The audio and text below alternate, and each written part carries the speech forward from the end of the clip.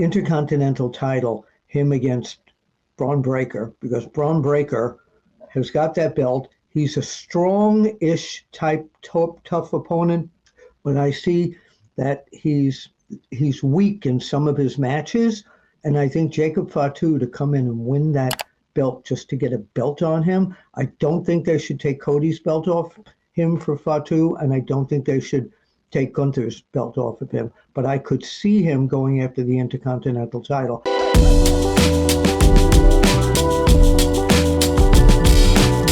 So let's see here. We had Rhea Ripley retain against Nia Jax Saturday night's main event. I believe we all saw that coming. A lot of options on the table for her. I think there's a lot of options on the table moving forward for Jacob Fatu, who came out of Saturday night's main event looking like an absolute star. The BS finish of the match aside, which was stupid, just give that man a win. Just he didn't even have to pin Braun Strowman. He could have just waved off.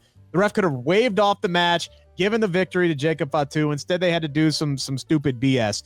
But regardless, Bill, that man hit 7 hip attacks on Braun Strowman. That dude was bleeding out of his nose, his ears, his eyes, his mouth. I predicted that match would be Strowman at the beginning, and then Fatu's craziness would just click right in, and he'd go nuts. And he's got that old school. He's a heel that if you saw him walking to the ring and some of the kids were trying to touch him, he was like, he's scary. He's a good, scary, old school heel. You think you know all the wrestling stories? There's more you haven't heard yet. Join us on Backstage Pass. Another thing that nobody's talking about, they're saying, well, maybe him taking Cody's title, or maybe him do.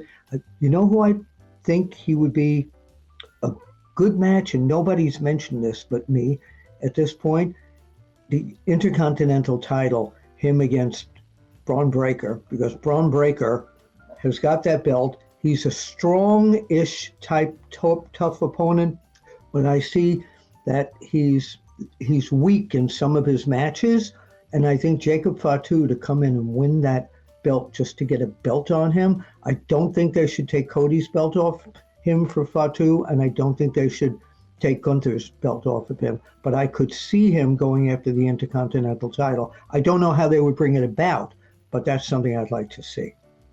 See, I'm of the exact opposite opinion. No disrespect, Bill.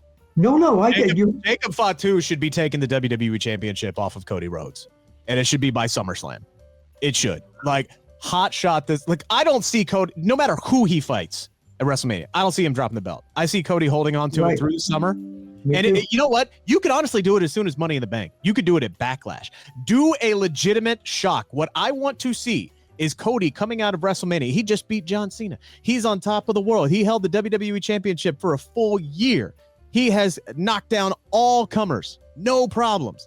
And then you get this Samoan werewolf, this badass who earns himself. He can win a match, right? He can earn a shot at the WWE Championship. And he comes in and Brock Lesnar versus John Cena's his ass. He destroys Cody Rhodes. Mm-hmm. Okay. I mean, I can see that. I could definitely.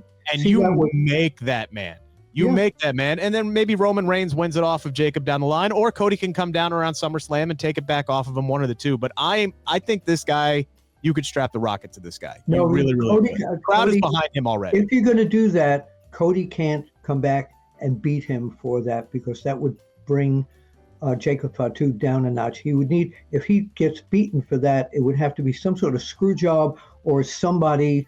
He looked like Club and he looked like Club and therein lies the problem with Rick's booking. I would just make one little tweak. I'm very good at this because I review shows all the time and I love to tweak little things. Go for it, SP3. Go for it. Brock Lesnar's John Cena. Don't Brock Lesnar, John Cena, Cody Rhodes. Do it to John Cena. John Cena beats Cody Rhodes, and then immediately you can do it on the Raw after WrestleMania. Jacob Fatu beats him quicker than Brock did. Hulk Hogan, Yokozuna. Hulk Hogan, Iron Sheik, because this man could be the face of the company. Or Yokozuna. That one was not that long. I watched that the other day. It was like 3 minutes. Right. Hulk Hogan, Iron Sheik. It's like 3 minutes long. Just beat him on the Raw after WrestleMania. Make Jacob Fatu, because then you can have Cody Chase. You can have Randy Orton chase. You can have all these baby faces that are going to be here. Chase after Jacob Fatu. Yeah, but Randy Orton. You let Cena get his 17, and then Jacob Fatu runs over the greatest champion of all time. Yeah, but Jacob Fatu and Randy Orton is a compelling match that I would love to see. They both have that great killer instinct. Jacob Fatu is just like, in a sense, just like Jade Cargill. There's so many, like, you could put him up against, like, look, just put him in the ring with literally anybody. He's a face off with Braun Strowman, and immediately the crowd was like, oh shit, here we go. You know, like, you could do that with so many different people. It had fight fever. Where the minute it started, before it even started, there was fight fever. That was the one match I wanted to see on Saturday night's main event more than any of the matches there. And you know what? It lived up to and went over the hype.